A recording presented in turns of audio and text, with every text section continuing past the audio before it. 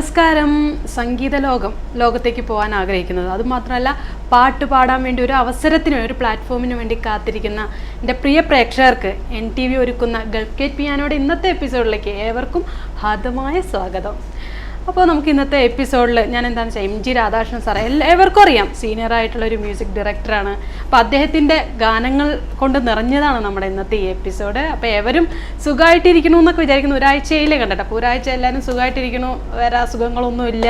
അതുപോലെ ഇനി എന്താ പറയുക, ഒരു ഹോളിഡേ ജോലിക്കൊക്കെ പോയി കഴിഞ്ഞ് ഒരു ഹോളിഡേ കിട്ടിയേക്കണം, ഇനിയും വരാൻ പോകുന്നു നാഷണൽ ഡേയുടെ ഇതൊക്കെ. അപ്പോൾ എല്ലാവരും അതിൻ്റെയൊക്കെ സന്തോഷത്തിലായിരിക്കും. അപ്പോൾ നമുക്ക് ഇന്നത്തെ എപ്പിസോഡിലേക്ക് ഇറക്കാം. അപ്പോൾ ഏവർക്കും ഒരിക്കൽ കൂടി ഗൾഫ് ഗേറ്റ് പിയാനോയുടെ ഇന്നത്തെ എപ്പിസോഡിലേക്ക് സ്വാഗതം. ഇന്ന് ഞാൻ പറഞ്ഞു MG രാധാകൃഷ്ണൻ സാറിൻ്റെ. അപ്പോൾ ഏവർക്കറിയാം, സാറിൻ്റെ കുറേ ഗാനങ്ങളുണ്ട്, നല്ല നല്ല ഗാനങ്ങളുണ്ട്. അദ്ദേഹം 29 ജൂലൈ 1940 ഹരിപ്പാട്, ആലപ്പുഴ ഡിസ്ട്രിക്റ്റിലെ ഹരിപ്പാടാണ് അദ്ദേഹത്തിൻ്റെ ജനനം. പിന്നെ അദ്ദേഹത്തിൻ്റെ വിശേഷങ്ങളൊക്കെ ഞാൻ പറയാം. അതിന് മുന്നായിട്ട് അദ്ദേഹത്തിന് സംഗീത സംവിധാനം നൽകിയ ചാമരം എന്ന ചിത്രത്തിൽ നിന്നും ജാനകിയമ്മ ആലപിച്ച ആ ഒരു മധുര ഗാനത്തിൻ്റെ ഒരു 4 വരിയാണ് ഞാൻ ഇന്നിവിടെ പാടുന്നത്. അപ്പോൾ ഞാൻ ആരംഭിക്കാൻ പോവാണ് ഇന്നത്തെ എപ്പിസോഡ്. അപ്പോൾ ആ പാട്ടിലേക്ക് ഞാൻ കിടക്കാം. നാദാ നീ വരും, എല്ലാവരും കേട്ടിട്ടുണ്ടാകും. എല്ലാവരുടെ മനസ്സിൽ ഇപ്പോൾ പോലും ഏത് സമയം പോലും തങ്ങി നിൽക്കുന്ന ഒരു നിറഞ്ഞു നിൽക്കുന്ന ഗാനം തന്നെ എന്ന് വേണമെങ്കിൽ നമുക്ക് പറയാം. പാട്ടിലേക്ക് പോവാം. നാദാ നീ വരും, കാലൊച്ച കേൾക്കുവാൻ കാതോർത്തു ഞാനിരുന്നു, താവകവീതിയിൽ പക്ഷികൾ തൂവൽ ചിരിച്ചു നിന്നു.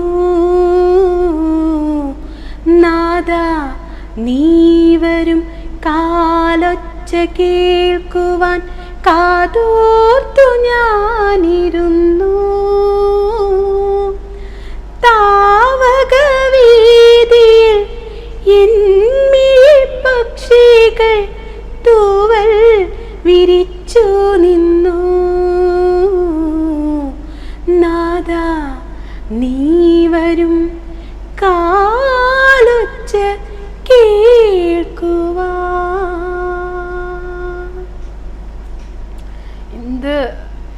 എന്ത് നല്ല മ്യൂസിക് ഡയറക്റ്റ് ചെയ്തേക്കണം. ഈ പാട്ട് കേൾക്കുമ്പോൾ തന്നെ നമുക്കൊരു കാരണം അലിഞ്ഞു പോകണം. അതിൻ്റെ ഒപ്പം ജാനകിയമ്മ അത്ര ലയിച്ച് തന്നെ. ജാനകിയമ്മയുടെ ഇന്ന പാട്ട് ഇതൊന്നും ഞാൻ പറയേണ്ട ആവശ്യമില്ല. എല്ലാ പാട്ടുകളും ജാനകിയമ്മയുടെ ഫാൻസ് എല്ലാവർക്കും ഇഷ്ടമായിരിക്കും. ഇതിൽ പ്രത്യേകിച്ചും ഈ ഗാനമൊക്കെ കേട്ട് കേട്ട് കേട്ട് എന്നാലും പിന്നെയും കേൾക്കാൻ ഒത്തിരി ആഗ്രഹമുള്ളതായിരിക്കും. അപ്പോൾ നമുക്ക് ഇനി ബാക്കിയുള്ളതൊക്കെ ഞാൻ പറയാം. നമുക്ക് എന്തായാലും 11 മണി വരെയൊക്കെ സമയമുണ്ടല്ലോ. അപ്പോൾ അതിന് മുന്നായിട്ട് നമ്മുടെ ഇന്നത്തെ എപ്പിസോഡിൽ നമ്മുടെ സ്റ്റുഡിയോയിൽ നമ്മളോടൊപ്പം ഉള്ളത് മിസ്റ്റർ ജയേന്ദ്ര തമ്പാനാണ്. അപ്പോൾ ജയേന്ദ്ര തമ്പാൻ്റെ പാട്ടിലേക്ക് കുറച്ച് നേരം ഞാൻ നിങ്ങളെല്ലാവരെയും കൂട്ടിക്കൊണ്ടുപോകണം. അപ്പോൾ ഞാൻ അദ്ദേഹത്തെ സ്വാഗതം ചെയ്യാണ് ഈ ഷോയിലേക്ക്. നമസ്കാരം, വെൽക്കം ടു ദി ഷോ. എന്തൊക്കെയുണ്ട് വിശേഷം? സുഖമായിട്ടിരിക്കുന്നു. It is a pleasure to be around with you. നിങ്ങളുടെ പാട്ട് കേട്ട് ഞാൻ കുറച്ച് നേരം ഒന്ന് ലയിച്ചിരുന്നു പോയി അവിടെ. അതല്ലെങ്കിൽ ഞാൻ പറഞ്ഞല്ലോ, ജാനകിയമ്മ അത്ര പിന്നെ നല്ല ഇതിലാണ്, അത്രയും നല്ല ഡയറക്ഷനിൽ ഇതും ജാനകിയമ്മയുടെ ആ സ്വരവും കൂടെ ശരിക്കും പറഞ്ഞാൽ റിലാക്സ് ചെയ്യാൻ ഇതിലും വേറെ നല്ലൊരു ആവശ്യങ്ങളില്ല. നല്ലൊരു ബേബി ഇവിടെ മരുന്ന് കഴിച്ച മാതിരി. എന്തായാലും സന്തോഷം രാവിലെ തന്നെ ഇങ്ങനെ കേട്ടില്ല. പിന്നെ ഇപ്പോൾ ഇവിടെ എവിടെന്നാ വരുന്നത്? ഞാൻ ഇവിടെ ഷാർജയിലാണ് താമസിക്കുന്നത്. ഷാർജ റോള സൈഡിലെ പോസ്റ്റ് ഓഫീസ് റൗണ്ട് അബൌട്ട് ആ ഏരിയയിലാണ് താമസിക്കുന്നത്. ഞാനും വൈഫും എൻ്റെ കുട്ടികളുണ്ട്. പിന്നെ ഞാൻ വർക്ക് ചെയ്യുന്നത് ഇവിടെ ദുബായിലാണ്. ടീകോം സ്ക്രീൻ ചെക്ക് എന്ന കമ്പനിയാണ്. We are into the security and all those kind of things. പിന്നെ വൈഫും റിയൽ എസ്റ്റേറ്റിലാണ് ജോലി ചെയ്യുന്നത്. വൈഫും വർക്ക് ചെയ്യുന്നത്. എൻ്റെ മക്കള് മൂത്തവള് നവ്യ, രണ്ടാമത്തോള് നയന, മോൻ നരേൻ കാർത്തികേയൻ. ഇവർ മൂന്നേരും ഷാർജ ഇന്ത്യൻ സ്കൂളിലാണ് പഠിക്കുന്നത്. അപ്പോൾ അച്ഛൻ്റെ ഈ പ്രോഗ്രാം കാണുന്നുണ്ടാവോ അവര്?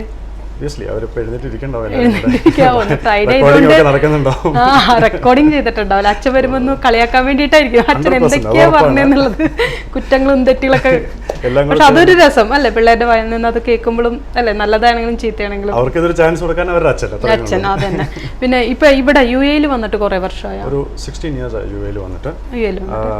ഞാൻ ഈ കഴിഞ്ഞൊരു 4 years ആയിട്ടാണ് എൻ്റെ ലൈഫിൽ ഞാൻ ഈ സോങ്സും ഇങ്ങനെയുള്ള കാര്യങ്ങളൊക്കെ ആയിട്ട് കുറച്ച് എൻ്റർടൈൻ മ്യൂസിക്കിലേക്ക് ഇറങ്ങി ചെന്നത്. അതുവരെ ജസ്റ്റ് ജോലി വീട് പിന്നെ കുറച്ച് കളികൾ അങ്ങനെയുള്ള കാര്യങ്ങളല്ലാണ്ട് ഒരു സോഷ്യൽ ലൈഫ്, ഒരു എൻ്റർടൈൻമെൻറ്റ് ലൈഫിലേക്ക് ഇറങ്ങിയത് ഈ ഒരു കഴിഞ്ഞൊരു 3-4 years. എങ്ങനെ തോന്നുന്നു മ്യൂസിക്കിലേക്ക് ഇറങ്ങിയപ്പോൾ? ഓഫ് കോഴ്സ് അല്ല, മ്യൂസിക് എന്ന് പറഞ്ഞത് പണ്ട് തൊട്ടേ ഞാൻ ഒരു കോളേജിൽ പഠിക്കുമ്പോൾ സ്കൂളിൽ പഠിക്കുമ്പോഴൊക്കെ ഞാൻ പാട്ടിലൊക്കെ പോകുമായിരുന്നു. So it is not been an alien to me.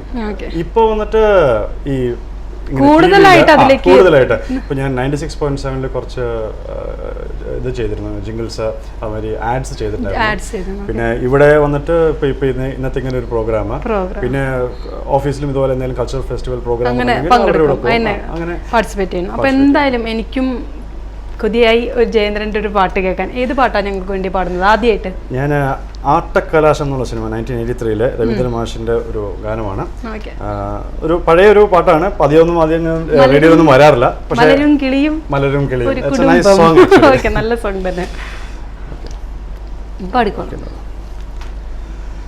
മലരും കിളിയും ഒരു കുടുംബം, നദിയും കടലും ഒരു കുടുംബം, മലരും കിളിയും ഒരു കുടുംബം, നദിയും കടലും ഒരു കുടുംബം, നദിയുടെ കരയിൽ കിളികൾ പോലെ നിങ്ങൾ വിടർത്തും വസന്തം, മലരും കിളിയും ഒരു കുടുംബം, നദിയും കടലും ഒരു കുടുംബം, ഒരു കുടുംബമാണ്. അതിനകത്ത് ഏറ്റവും നല്ല രസം എന്ന് വെച്ച് കഴിഞ്ഞാല് മോഹൻലാലും ആ 3 കുട്ടികളും കൂടെ നിൽക്കുമ്പോ 4 കുട്ടികൾ പോണ പോലെ എനിക്ക് തോന്നിയത്. കാരണം അത്രയും ഒരു ഇന്നസെന്റ് അല്ലെ മോഹൻലാലിന്റെ ആ ഒരു അഭിനയത്തിലും.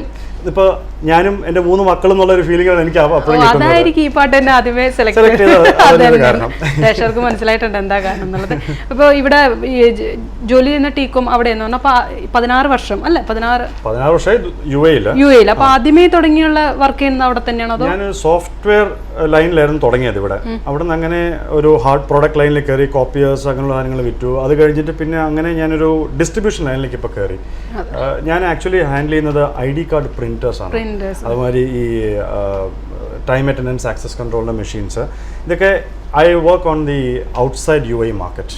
അപ്പോൾ ഇന്റർനാഷണൽ മാർക്കറ്റിലേക്ക് ഞാൻ സപ്ലൈ ചെയ്യുക, ഇതിൻ്റെ ഡിസ്ട്രിബ്യൂഷൻ ഏജൻസിനെ കണ്ടുപിടിക്കുക, ഇതാണ് എൻ്റെ ജോലി.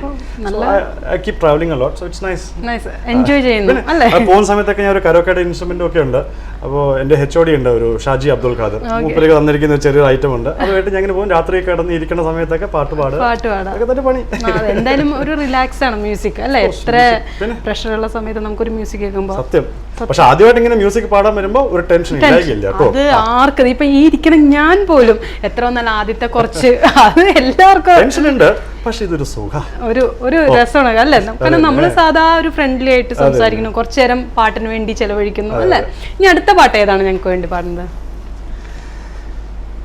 ദേവരാജ മാഷിന്റെ ഉത്സവ പിറ്റേന്ന് 88-ലാണ് എന്ന് പറഞ്ഞു കഴിഞ്ഞാൽ ഞാൻ 10ാം ക്ലാസ് ഒക്കെ കഴിഞ്ഞിട്ടുള്ള ഒരു പാട്ടാണ്.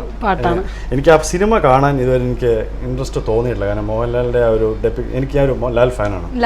അപ്പോൾ ലാല് മരിക്കുന്ന സിനിമ ഞാൻ കാണില്ല. പക്ഷെ ചിത്രം മരിക്കുന്നതായിട്ട് കാണിക്കാത്തോണ്ട് 18 തവണ കണ്ടിട്ടുണ്ട്. അല്ലെങ്കിൽ ചിത്രം ഫിലിം കുറേ പ്രാവശ്യം ടിവിയില് എത്ര പ്രാവശ്യം റിപ്പീറ്റ് അല്ലേ?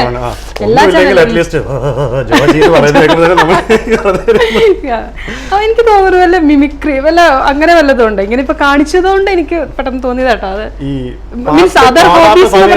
മിമിക്രിയാണ് ചെയ്യുന്നത്. ജോലി ചെയ്യാത്ത സമയത്ത്, വീട്ടിൽ അച്ഛനല്ലാത്ത ഭർത്താവ് അല്ലാത്ത സമയത്ത് ഞാൻ മിമിക്രി ആർട്ടിസ്റ്റ് ആണ്. വെറുതെ അല്ല, ഞാൻ ആ ജോജി എന്ന് പറഞ്ഞപ്പോ എനിക്ക് എന്തോ തോന്നി. എന്നാലും ഈ പാട്ട് കഴിഞ്ഞിട്ട് എന്തെങ്കിലും ഒരു മിമിക്രി ആയിട്ടുണ്ടെങ്കിൽ നമ്മുടെ പ്രേക്ഷകർക്കും. അപ്പൊ എന്തായാലും ഒരു പാട്ടിലേക്കോ. പുലരിത്തൂ മഞ്ഞത്തുള്ളിയിൽ പുഞ്ചിരിയിട്ടു പ്രപഞ്ചം, ഭാരം താങ്ങാനരുതാതെ നീർമണി വീണുടഞ്ഞു.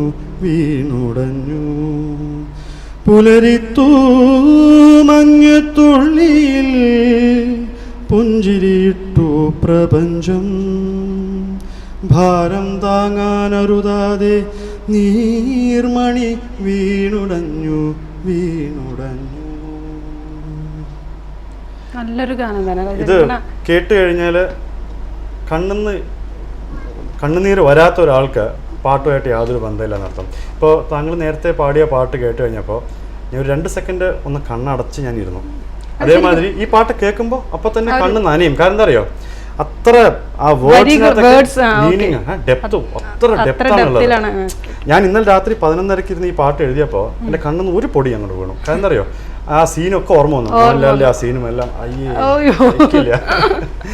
പിന്നെ വേറെ ഫ്രണ്ട്സ് ഒക്കെ എങ്ങനെയാണ്? ഫ്രണ്ട്സിന്റെ സപ്പോർട്ട് അല്ല? വൈഫ് പാടോ? വൈഫ് പാടില്ല, അവള് ഡാൻസ് ആണ്, ഡാൻസറാണ് എന്ന് പറഞ്ഞിങ്ങനെ നിൽക്കും. She's A good dancer. മക്കള് ആരെങ്കിലും?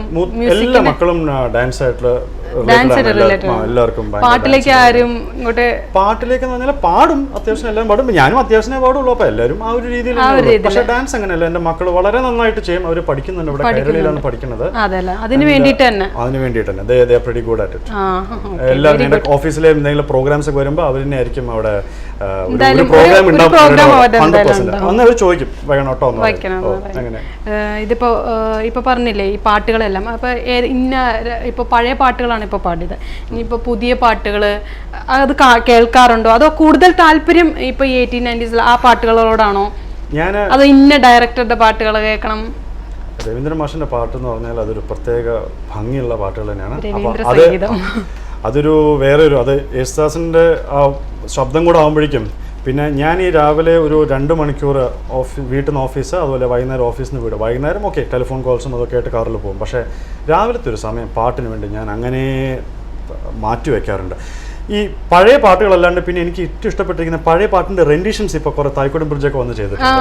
അതുപോലെ ബാക്ക് വാട്ടർ ബ്ലൂസ്, അങ്ങനെ അതേ വെരി വെരി ഗുഡ് ആയിട്ട്. ഐ മീൻ അതിനൊരു ചെറിയൊരു പുതുമയുണ്ട്, അതേ സമയത്ത് പഴമ കളഞ്ഞിട്ടുണ്ട്. വളരെ നന്നായിട്ടുണ്ട് അവർ.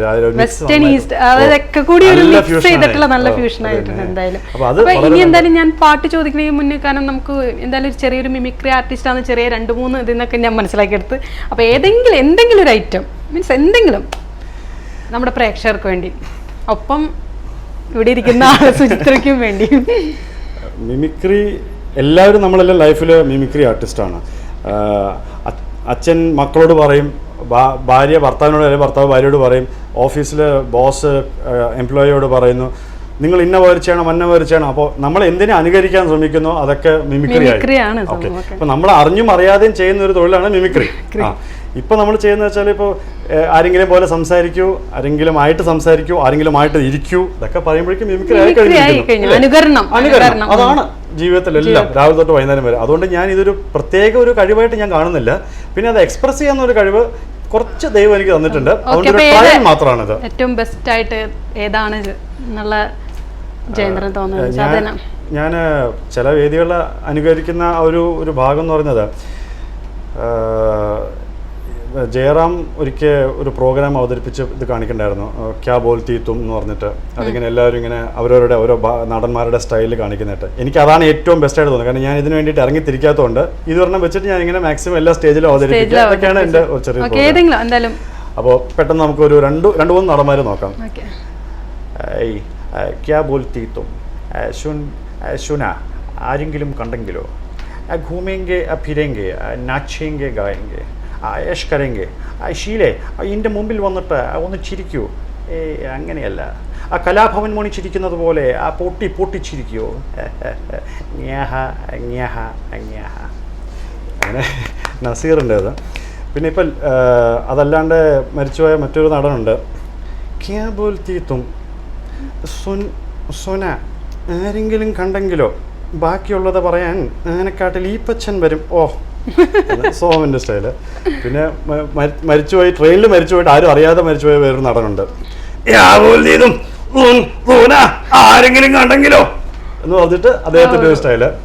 ലേറ്റസ്റ്റ് ആയിട്ട് ഞാൻ ഡെവലപ്പ് ചെയ്തെടുത്ത മറ്റൊരു സ്റ്റൈൽ എന്ന് വെച്ച് കഴിഞ്ഞാൽ, ഒരു പാട്ടുണ്ട്, പാണ്ടിച്ചേമയിലെ തേരോടും വീതിയിലെ என்ன இப்போ இளையராஜா அவர்கள் வந்து என் முன்னாடி உட்காந்துருக்கிற மாதிரி எனக்கு இப்போலும் பயம், அன்னைக்கும் பயம், இன்னைக்கும் எப்போ பார்த்தாலும் കമലഹാസൻ ഡെവലപ്പ് ചെയ്തെടുത്ത ശരിക്കും പറഞ്ഞാൽ ഒരു ഉള്ളിൽ നല്ല ഒരു മിമിക്രി ആർട്ടിസ്റ്റ് ആ ഒരു കലാകാരൻ ഉണ്ടായാൽ മാത്രം പോരാ. ഞാൻ സത്യം പറഞ്ഞാൽ എൻ്റെ ഓഫീസിലെ എൻ്റെ കലീഗ്സിനോടും എൻ്റെ വൈഫിനോടും ഒക്കെ ഭയങ്കര അധികം കടപ്പെട്ടിരിക്കുകയാണ്. കാരണം അവരാണ് എന്നെ ഇങ്ങനെ പൊക്കി വിടുന്നത്. ഇന്നലെ ഇപ്പം ഇത് ഉണ്ടെന്ന് പറഞ്ഞപ്പോഴേക്കും പ്രോഗ്രാംസ് വരുന്നു, പാട്ടുകൾ വരുന്നു, അവിടുന്ന് വിളികൾ വരുന്നു.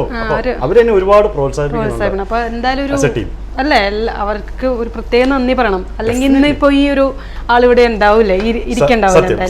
അപ്പൊ നമുക്ക് എന്തായാലും ലാസ്റ്റ് ആ പാട്ട്, ഏത് പാട്ടാണ് ഫുൾ ട്രാക്കോടുകൂടി കരോക്കെയോടുകൂടി പാടുന്നൊരു പാട്ടുണ്ട്, അനുപല്ലവി എന്നുള്ള സിനിമയില്. അപ്പൊ അതിനകത്ത് എൻ സ്വരം പൂവിടും എന്ന് പറഞ്ഞ വളരെ നല്ലൊരു മെലഡി, നല്ലൊരു സോങ് ആണ്. അപ്പൊ എന്തായാലും ആ പാട്ടിലേക്ക് പോവാം അല്ലേ.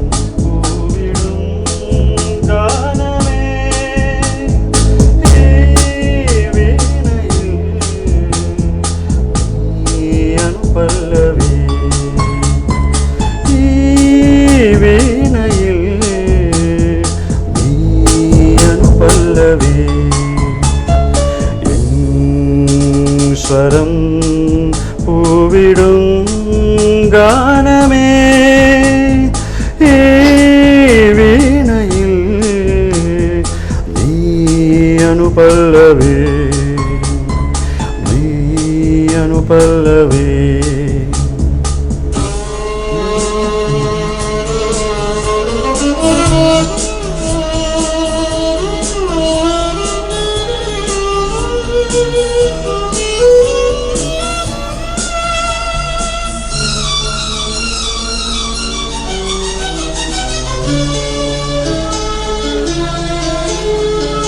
ഒരു മിഴിതളിൽ ശുഭശകുനം, മറുമിഴിതളിൽ അപശകുനം. ഒരു മിഴിതളിൽ ശുഭശകുനം, മറുമിഴിതളിൽ അപശകുനം. വിരൽ മുന തഴുകും നവരാഗമേ, വിരൽ മുന തഴുകും നവരാഗമേ. വരൂ വീണയിൽ നീ അനുപല്ലവി, സ്വരം പൂവിടും ഗാനമേ ഈ വീണയിൽ നീ അനുപല്ലവി, നീ അനുപല്ലവി.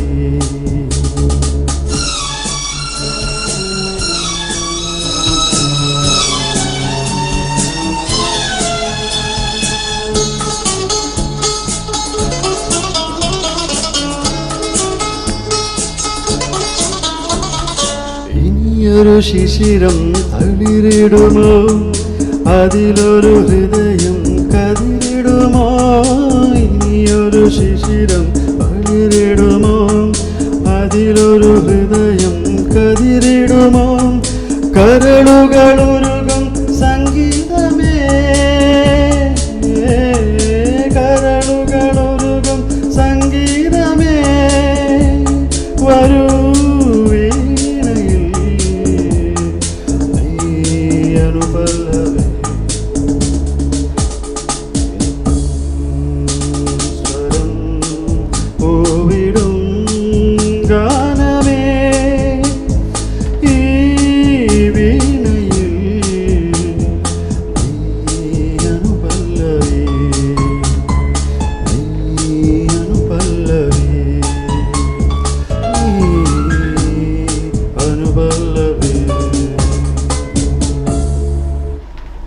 പാടിയപ്പോൾ പിയാനോ ഒക്കെ വാച്ച് ചെയ്യാറുണ്ടോ? ഓഫ് കോഴ്സ് വാങ്ങാൻ നോക്കാറുണ്ട്. എപ്പോഴും വെള്ളിയാഴ്ചകൾ രാവിലെ ഞാനൊരു 7 മണിയൊക്കെ എണീറ്റ് കഴിഞ്ഞാൽ പൂജയും ഒക്കെ കഴിഞ്ഞ് കഴിഞ്ഞാൽ പിന്നെ ടിവിയുടെ പുറത്ത് പാട്ടിന്റെ പരിപാടി ആയതുകൊണ്ട് NTV ഈ പ്രോഗ്രാം പിയാനോ ഞാൻ ഡെഫിനറ്റ്ലി ഞാൻ കണ്ടിരിക്കും.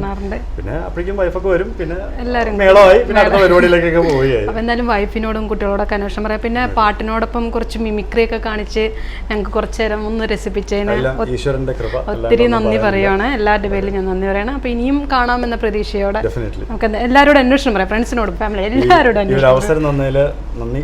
വളരെ എൻ്റെ പ്രേക്ഷകരോട് എന്താ പറയാനുള്ളത്? പ്രേക്ഷകരോട് പറയാനുള്ള നല്ലൊരു കാര്യമുണ്ട്. എല്ലായ്പ്പോഴും നമുക്കൊരു ഓപ്പർച്യൂണിറ്റി എപ്പോഴും കഥകൾ വന്ന് തട്ടും. അത് ഇന്നത് വെച്ചിട്ട് വേണം ആ ഓപ്പർച്യൂണിറ്റി എടുക്കാൻ നമ്മൾ വിചാരിക്കാതെ. ഓപ്പർച്യൂണിറ്റി അഭിമുഖീകരിക്കുക, അതിൽ നിന്ന് വരുന്നതെല്ലാം നമ്മൾ നമ്മുടെ സ്വായത്തമാക്കുക. അതിന് സർവേശ്വരനോട് എപ്പോഴും പ്രാർത്ഥിക്കുക, സന്തോഷമായിട്ടിരിക്കുക. വെള്ളിയാഴ്ചകളൊക്കെ പ്രാർത്ഥിച്ചും അർമാദിച്ചും ഒക്കെ ഇടയ്ക്ക് ജീവിക്കുക. എല്ലാം വേണം അല്ലേ? എല്ലാം വേണം എന്തായാലും. അപ്പോൾ എന്തായാലും സന്തോഷമുണ്ട്, ഒത്തിരി സന്തോഷം. വളരെ നന്ദി. അപ്പോൾ ഇനി പിയാനോയിൽ ഒരു ചെറിയ ഇടവേളയ്ക്ക് ശേഷം നമുക്ക് MG രാധാകൃഷ്ണൻ സാറിൻ്റെ ഒത്തിരി നല്ല ഗാനങ്ങളൊക്കെ ആയിട്ട് അങ്ങോട്ട് പോവാം.